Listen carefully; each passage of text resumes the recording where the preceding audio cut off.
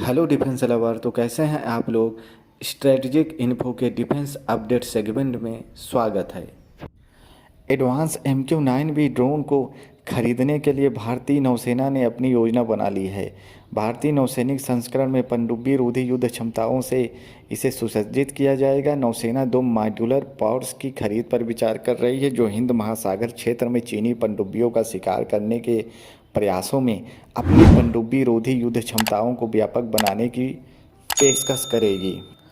Pneumatic dispenser pod, जो एक 10 tube dispenser pod है, और ANSSQ-36BN ANSSQ versatile directional command activated sonobuoy system या ANSSQ-53G directional frequency analysis and recording buoys का पता लगा सकता है। पानी के नीचे की वस्तुओं और ध्वनिक डेटा इकट्ठा करने में सक्षम है, जो मानव युक्त P-8I समुद्री गश्त विमान पर प्रेशर को कम करेगा। General Atomics aeronautical system GEASI समुद्री रडार की भी पेशकश कर रहा है, जिसमें एक ultra synthetic aperture radar mode है। चलते हैं अगली बड़ी अपडेट की तरफ। यूक्रेन में चल रहे युद्ध के बीच DRDO अब long range land attack cruise missile कार्यक्रम में 100% स्वदेशी सामग्री पर जोर दे रहा है।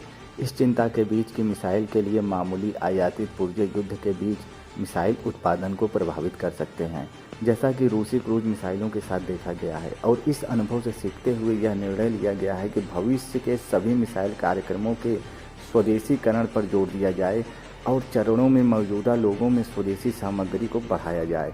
Long range land attack cruise missile एक 1500 किलोमीटर सबसोनिक क्रूज मिसाइल में न केवल भारतीय मूल की सभी प्रमुख प्रणालियां होंगी, बल्कि उत्पादन में जाने पर देश में एक पूर्ण पारिस्थितिकी तंत्र के लिए छोटे कंपोनेंट का भी काम करेंगी।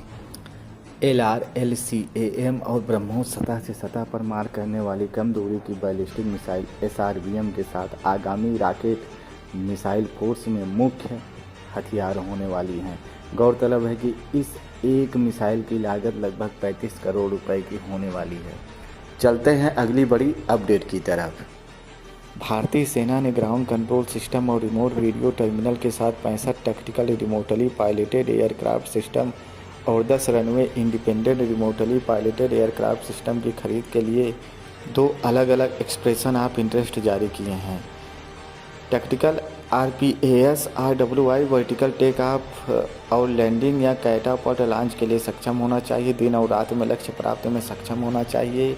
HD रेजोल्यूशन के MWIR और CCD कैमरा इमेजरी चित्रों के प्रसारण को सक्षम करने के लिए RPAS को सेंसर से लैस किया जाना चाहिए। सिस्टम लक्ष्यों को पता लगाने, ट्रैक करने और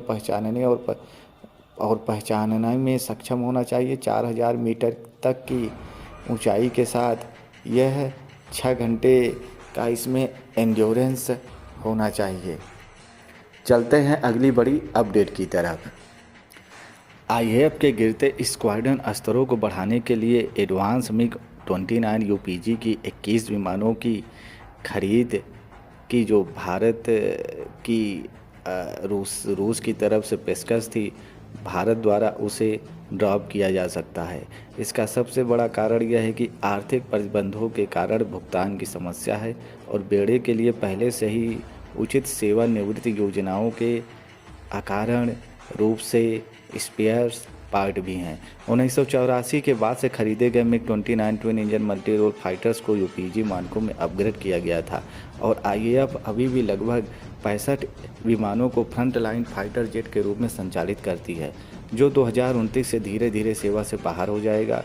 2035 तक पूरे बेड़े के सेवा मुक्त होने की संभावना है।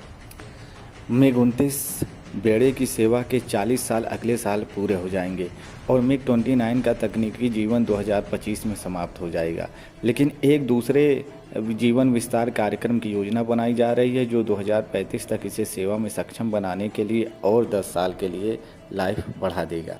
चलते हैं अगली बड़ी अपडेट की तरफ। वायुसेना हिंदुस्तान एरोनॉटिक लिमिटेड से 6 एडवांस डोनियर विमान की खरीद का सौदा करेगी। रक्षा मंत्रालय ने शुक्रवार को इन 6 डोनियर विमान खरीदने के लिए एक सौदे पर मुहर लगा दी है। भारतीय वायुसेना के लिए 667 करोड़ में ये विमान खरीदे जाएंगे। रक्षा मंत्रालय ने अनुबंध की घोषणा करते हुए कहा कि इन 6 विमानों को शामिल करने से दूरदराज के क्षेत्रों में भारतीय वायुसेना की ऑपरेशनल क्षमताओं में वृद्धि होगी। डोनियर 228 विमान अत्यधिक बहुमुखी बहुउद्देशीय हल्का परिवहन विमान है। विमान का उपयोग IAF द्वारा मार्ग परिवहन भूमिकाओं और संचार कर्तव्यों के लिए किया गया था। इसके बाद इसका उपयोग भारतीय वायुसेना के परिवहन पायलटों के प्रशिक्षण के लिए भी किया जाता है। यह विमान पूर्वोत्तर के अर्ध तैयार और छोटे रनवे और भारत की द्वीप श्रृंखलाओं से छोटे ढलान टाइप के रनवे से भी संचालन में आदर्श रूप से अनुकूल हो चुका है। वीडियो को पूरा देखने के लिए आपका बहुत बहुत धन्यवाद। जय हिंद, जय भारत।